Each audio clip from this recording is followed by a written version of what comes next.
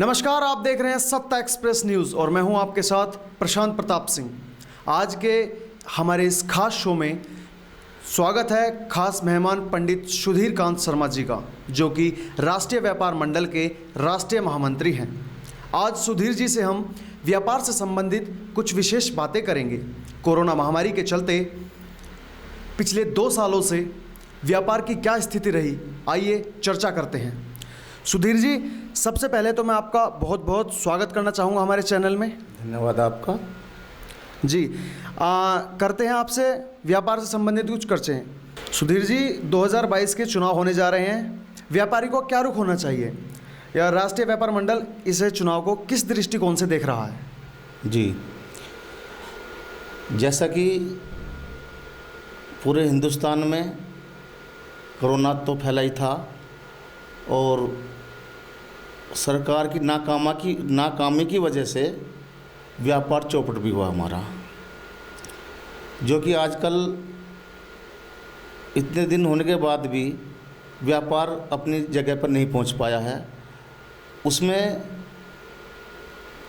सरकार ने जो वादे किए हैं 20 लाख हज़ार पैकेज देने का घोषणा तो की है, लेकिन आज तक किसी को दिए भी नहीं हैं।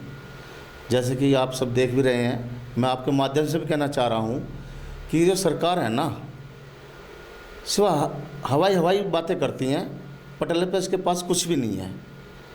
जो है वो राम मंदिर, मुसलमान, उसमें उलझा कर रखा हुआ है। व्यापार तो बिल्कुल चौपट ही हो चुका है। सुधीर जी, ये जो सरकार ने जीएसटी लागू किया है, ये व्यापारियों के लिए फ़ायदेमंद है या नुकसानमंद है? हाँ, ये जीएसटी जो है तो फ़ायदेमंद, लेकिन इतना भार डाल दिया गया है जो 28%। इनको ये नहीं पता था अभी तक कि जीएसटी के मतलब किस चीज़ पर क्या लागू करनी है हमको। जीएसटी फ़ायदेमंद तो है, लेकिन अतिरिक्त जो भार लगाया हुआ है वो एक तरह से व्यापारी कमर तोड़ वाली सिद्ध हुआ है। जैसे कि पहले 14% की बात चल रही थी, एकदम 28% कर दिया। 100 रुपये की चीज़ ले रहे हैं हम, उस पर 28% टैक्स दे रहे हैं, तो जनता पे भार पड़ा, व्यापारी की कमर टूटी। इससे महंगाई भी बढ़ी हुई है और जिस कारण व्यापार अभी तक पनप नहीं पा रहा। सुधीर जी, ये जो महंगाई बढ़ रही है, दिन पर दिन लगातार बढ़ रही है, पेट्रोल आज 100 पे हो गया, हर चीज़, सब्जी, लॉकडाउन में ऐसा था कि सब्जी बहुत महंगी हो गई, तो इसका जनता पे प्रभाव पड़ा या व्यापारियों पे भी इसकी कमर टूटी है? मतलब महंगाई जो है वो, उस पर असर जो व्यापारियों पे भी पड़ा है या सिर्फ जनता ही इसका दुख भोग रही है? व्यापार भी जनता में ही आते हैं, व्यापार कर रहे वो भी अलग है, लेकिन जनता के ही लोग होते हैं व्यापार करने वाले भी। जैसे कि इस गवर्नमेंट में देश और प्रदेश की जो गवर्नमेंट है, आजकल भाजपा की सरकार है, मैं नाम लेना नहीं चाहूँगा, लेकिन चल रही है, तो नाम भी लेना पड़ रहा है, मुझे कोई गुरेज भी नहीं है। डीजल 100 रुपये पार हो गया। जो माल ढोने वाले ट्रांसपोर्टर हैं उन्होंने अपनी कीमतें बढ़ा दी। परिवार के अंदर खर्चे बढ़े हुए हैं, घटे तो है नहीं, महंगाई बढ़ चुकी। उससे जो है पब्लिक पर महंगाई की मार तो है ही है। जो बिजनेस, मान लिया कोई 5 लाख रुपए लेकर बिजनेस करता था, वो आज 15 लाख का हो गया, तो कहाँ से मतलब ये इंतजाम हो? कोरोना काल में जब लोगों के पास कुछ नहीं था, कामकाज नहीं था, फिर भी सरकार ने उन्हें फ्री में अनाज चावल दिए, लोगों तक मतलब राशन पहुंचवाया, उनके जितनी ज़रूरतों का सामान है वो पहुंचवाया, हर चीज़ पहुंचाया। इस पर आप क्या कहना चाहेंगे भाजपा सरकार के लिए? क्यों, क्या ज़रूरत पड़ी थी? हमारे जो यहाँ के वासिंदे हैं, कोई ऐसा नहीं जिसे घर में अनाज ना हो या 2 वक्त की रोटी का उनका गुजारा ना हो सके। इनको करना था तो अब जैसे व्यापार कोरोना काल में बंद हुआ, ठीक है, बंद होने पर स्टाफ का खर्चा, बिजली का जो बराबर रेंट आता रहा, किसी ने बिजली मतलब फैक्ट्री या दुकान किराए पर ले रही, उसमें किराया बराबर लिया, क्या छूट हो गई उनको? नहीं हुई ना। गरीब जो जनता थी, माना तो आपस में सभी ने सहयोग किया। गवर्नमेंट ने जो किया वो तो अलग बात होगी, उससे ज़्यादा जो है इनको आर्थिक सहायता देनी चाहिए थी। ये कोई ठोस परिणाम नहीं था। वो तो सबने मिल कर के सभी जितने भी संगठन लोग के थे, संगठन वाले लोग थे, सबने आकर के बढ़ चढ़ कर हिस्सा लिया, अनुदान भी दिया। आज मैं समझता हूँ एक पीएम ने एक अपने एक अलग से खाता खोल करके वो उसमें डोनेट लिया, किसी ने 15 करोड़ दिए, किसी ने 10 लाख दिए, किसी ने 50 करोड़ दिए, बस वो तो लाखों करोड़ का हिसाब किताब आ गया। वो है कहाँ? ITR के लिए उसको मना कर दिया गया कि उसमें कोई हिसाब नहीं है। तो यही बात हुई कि एक शहर के अंदर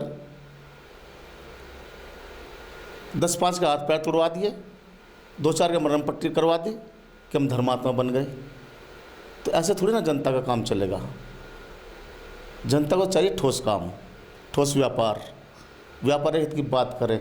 और मैं यहाँ एक चीज़ और कहना चाहूँगा, तब ये जो आज सत्ताधारी बैठे हैं, जब भी इनकी सरकार बनी है, व्यापारियों की तो कमर ही टूटी है।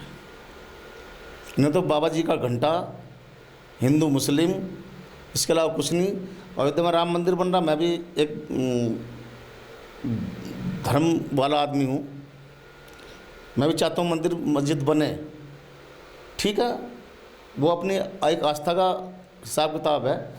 तो कोर्ट ने किया जो भी किया है, ठीक है, मुद्दा इनके हाथ में था, शुरू से ही था, ले रहे थे, तो बन गया, वो तो अच्छी बात है। लेकिन उससे भला क्या हो रहा है लोग बागों का?